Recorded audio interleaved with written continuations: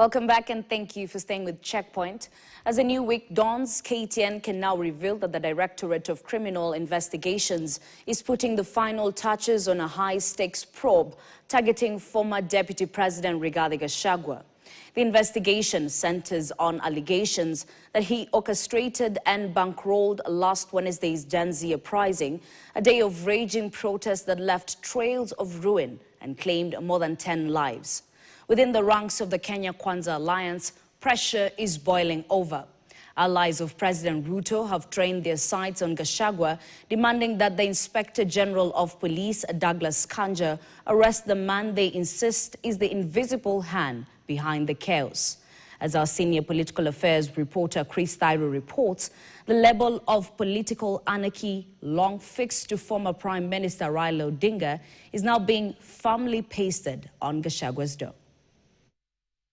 For decades now, former Prime Minister Raila Odinga's name was synonymous with tear gas, running battles and anger in the streets. A politician whose movements could paralyze entire cities. But now, that spotlight has swung sharply towards the former Deputy President Rigathi Gachagua, with a section of leaders accusing Gachagua of stoking the fires of useful dissent, plotting and paying for a revolt that brought the country to its knees. Gachagua should be in prison today. He should be out there recording a statement and going to prison and going to court.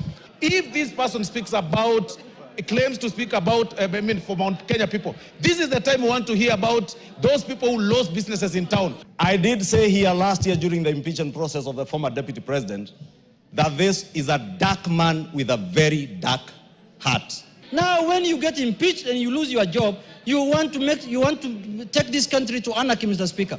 KTN has established that police files are being dusted off and sealed, preparing to indict the former deputy president on charges of funding and staging political violence. I had started with the land of this man on Sunday. He came to my constituency sorting everybody and he brought this to Nairobi. It is a shame. The blood of the people who lost their lives, the tears of those whose businesses were broken into, Honorable Speaker, will cry revenge on the life of Rigathi Gachagua. Yes, you can exercise your constitutional right to demonstrate, but you cannot exercise your right while you destroy the properties and the rights of others. And the owner of that anarchy is known, must be apprehended.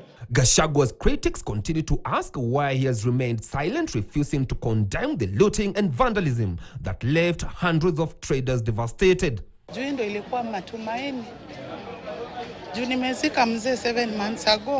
so painful that when incidents of demonstration are happening, sisi watu wa business ndio tunakuwa kama target. Hapa tuko na maroon, tunalipa. Tutalipa na nini? Arambe! Arambe! However, political commentators warn that any move to cuff Gachagua could prove a double-edged sword, turning him into a martyr of igniting a fresh wave of support, and especially in the Mount Kenya region. So if the opposition are organizing these things and causing this, unangoja firimbi ya nani kukamata hao watu wa opposition? Kamata watu. Yeah. The former deputy president, Gachagua, has already dared the police to go ahead and arrest him, if indeed they have concrete evidence linking him to the Wednesday demonstrations. Chris Thyro, KTN, Nairobi. Former Deputy President and DCP party leader Rigathi Gachagua has dismissed claims